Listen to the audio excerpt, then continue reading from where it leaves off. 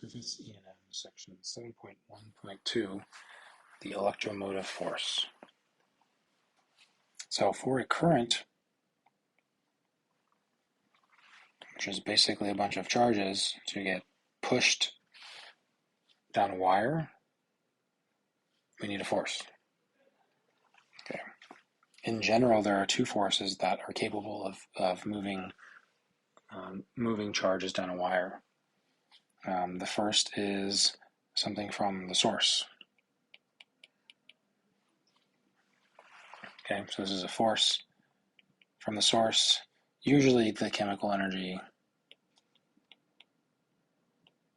in a battery.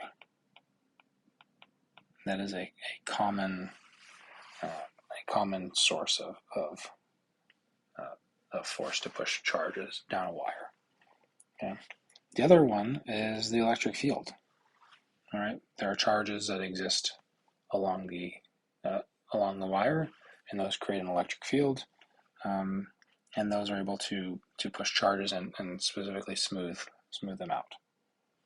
Okay. So, with those two sources, we can define a total force, F, which is the sum of each of these forces, or each of these sources of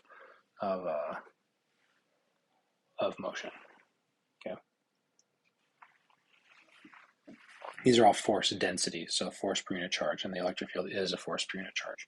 So that's why we can add it like this. Okay. So then I can calculate the net effect. Okay. I can define some value sigma, or I don't know what this Greek letter is actually. Some sort of var epsilon, I guess. That's my guess. All right, as being the total path of all of these forces. So all of our forces dotted with the path along some circuit. Okay, I have some trajectory. It's closed. Okay, and I'm adding up all of the forces along some path. But I can also replace what little f is with this expression above. So I have two integrals now. I have Fs dotted with TL, so the source dotted with that path, plus the electric field dotted with that path.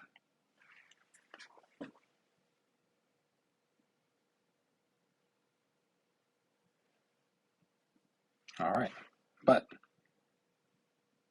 in electrostatics, this is 0.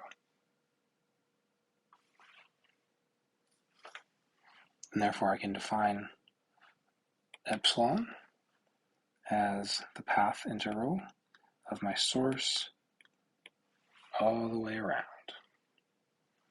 This is called the EMF, or unabbreviated, the electromotive force. This is what pushes charges around via current.